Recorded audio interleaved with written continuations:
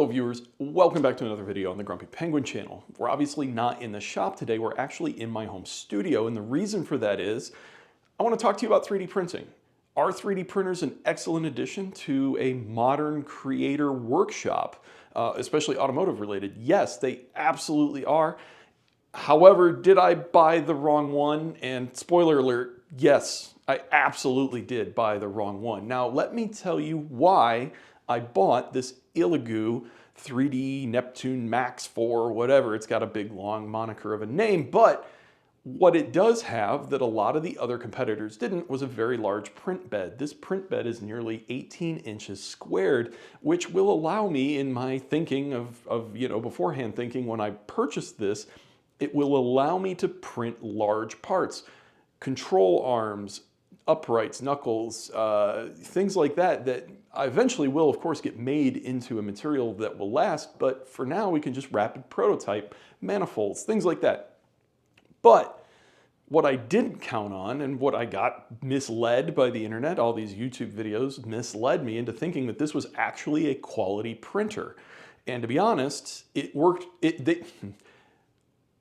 Let me preface this with saying this printer worked great for its warranty period. One day out of its warranty period, it practically exploded. And of course, after sales customer support is virtually non-existent for this brand. They'll reply to you. They're just going to tell you that, of course, it's your problem. Your settings are wrong. Your filament's wrong, even though you bought it from them.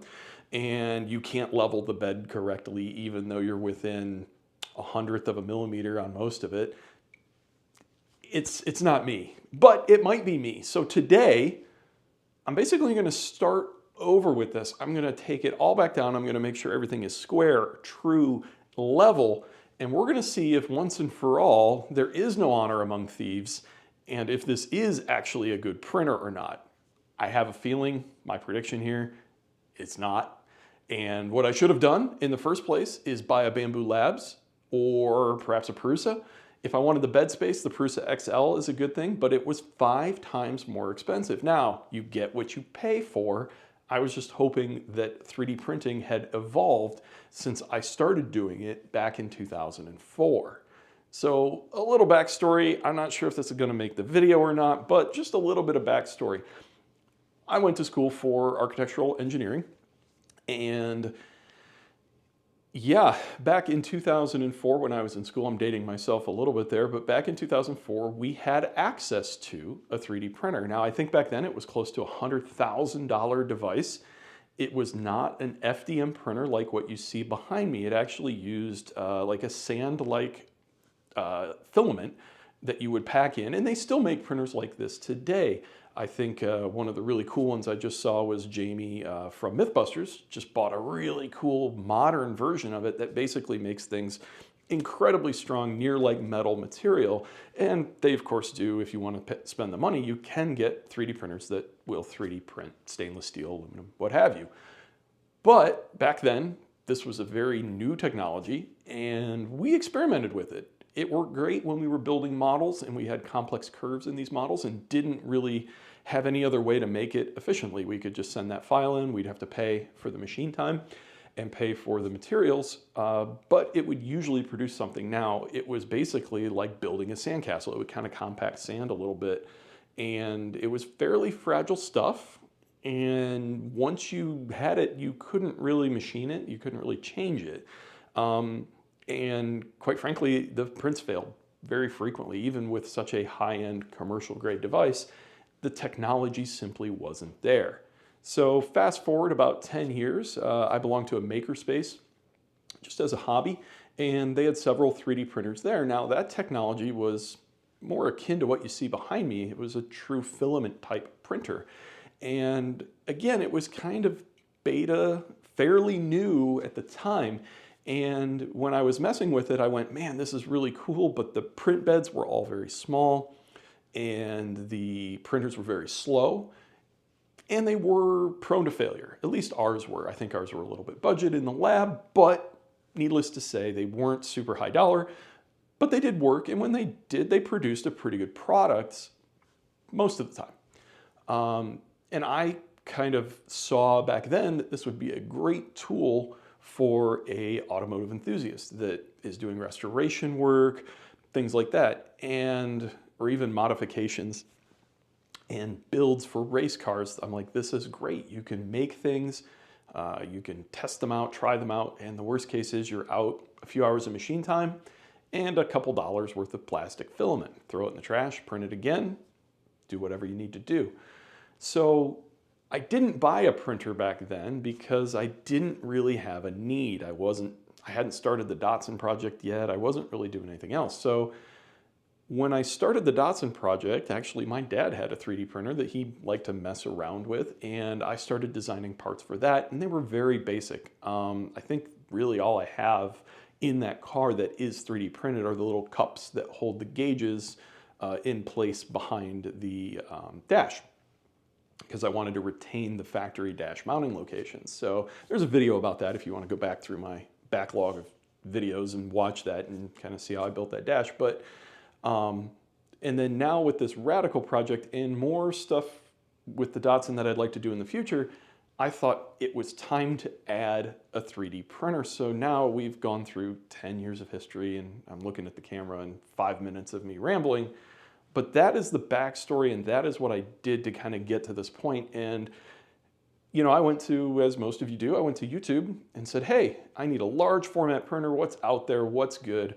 The Prusa XL came up, and I went, ooh, $2,500 for the enclosed version. Yeah, it'll do ABS, but man, I'm not sure I'm going to get $2,500 worth of value out of it. I wasn't sure how much I would use it. So I settled on some recommendations from, I don't know, LTT, spoke good words about this Elegoo. There were some other channels that spoke highly of it, but they were all right when the printer came out.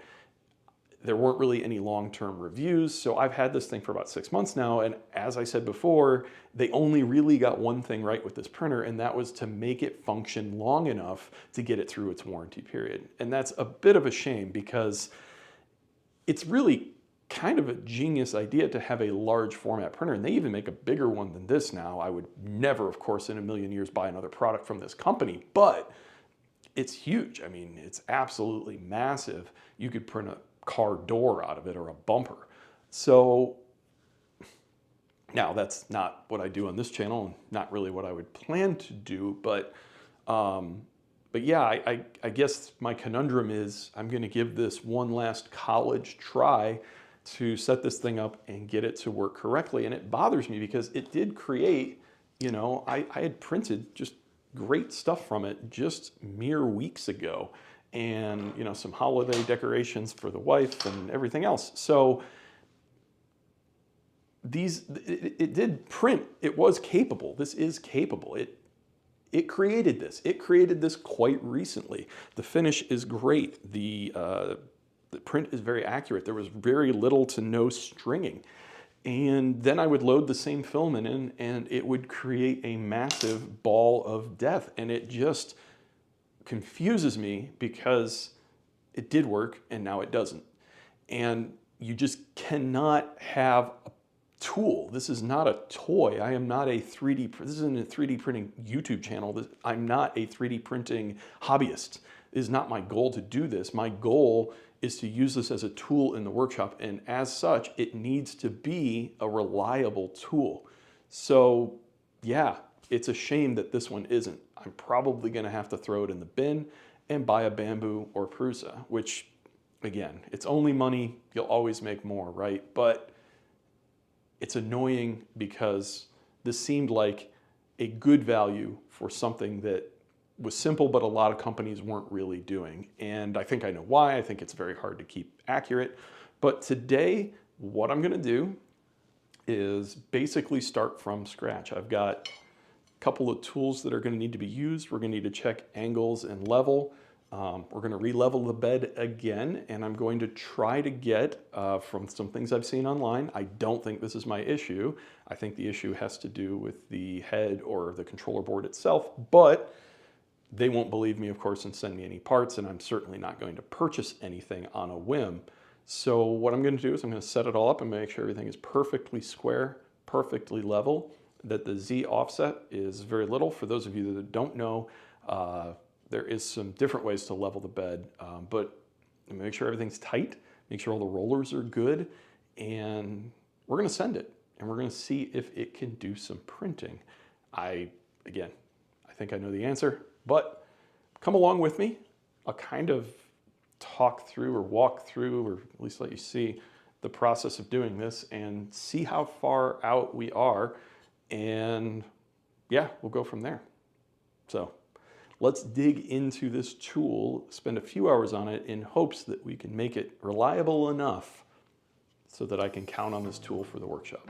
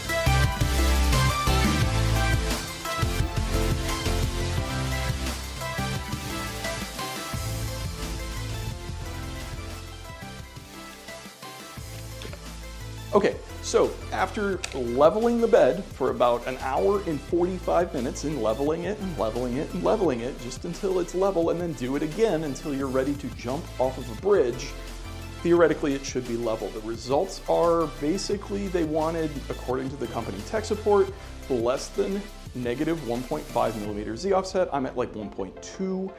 So that's within the parameters, and the bed has been leveled to, well, 1/10 or 100th of a millimeter. So we should be good, theoretically. Load some filament in it. We're gonna fire off a test print and see if I've made any progress. Now, the other thing that you probably saw in the time lapse was the gantry, the actual Z-axis travel, was slightly higher on one side, and actually really realistically quite a bit. I mean, we're talking maybe a 1/16 of an inch. I don't know how it got that far off. Maybe the head crashed at some point. I don't remember crashing it into anything, but maybe it crashed and skipped a tooth on the belt or something, and it was off substantially. Also, one of the main gantry arms was about a 1/2 mil out of level compared to the other side. Whether or not that makes a big difference, I don't know, but I adjusted that gantry arm. Everything is now perfectly true and square, at least with the tools I have. I didn't put a run out gauge on it or anything. We're not it shouldn't need that. I shouldn't need engine building tools, or I shouldn't have to go get my engine building tools to set up a damn 3D printer. So if you could do it in your house with a T-square and some feeler gauges and the ever critical A4 piece of paper, then like a home enthusiast should be able to do this. So let's load it up, give it a go, see if it prints.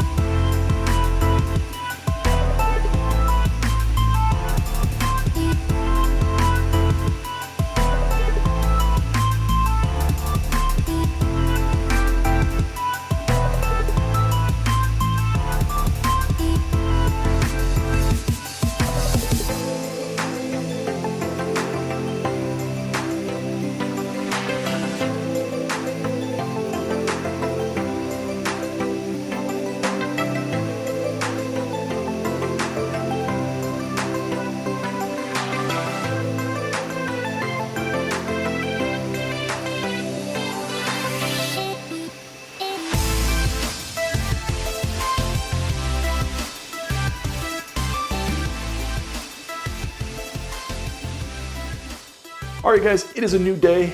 I am here, and I was hopefully, what I really wanted to do was start off this segment of the video with, we are triumphant, good reigns over evil, the American dream is alive and well, it is real, and 3D printing is amazing. But unfortunately, after many hours of calibration and testing, this is what I get. Basically, scrap. Completely and utter garbage. There was a massive, it's really hard to show on camera, but there was a massive y-axis shift. No idea why, mid-print. It was doing really actually quite well up until that point. And that is the problem with this particular printer, or, well, I'm gonna go ahead and throw Elegoo under the bus and say it's their problem in general. Their software is glitchy, their hardware is buggy, and their after-sales support is pretty bad. I'm being told that this is my fault, my calibration fault, and I got out pretty precise instruments. I was using a feeler gauge to get things level and square. I'm assuming most home enthusiasts would never, ever go to those lengths. So, yeah. Does that mean there is no space for 3D printing in a modern automotive enthusiast workshop? No. Buy a Bamboo, buy a Prusa. That's what I'm gonna do. That's my next step, my next big 3D printing project. I'm going to decide if I need the Prusa XL, if I need something similar in size to this, or if I can get away with a smaller Bamboo or Prusa enclosed printer. Very excited about the new Prusa enclosed printer that seems to be getting glowing reviews from an actual good company. So yeah, I really wish I could give good news here, but I cannot. So conclusion is, don't buy one of these, folks. Just don't do it. Even if you're not a home automotive enthusiast or automotive related, it's really not good for anything unless you like wasting plastic and filling landfills with junk. So until next time, until we have more race content, which is coming up soon, spring is sprung here where I live. It's getting to be a little bit warmer, so there will be more race car content coming up very shortly. So stay tuned. Thanks for watching, and we'll see you in the next video.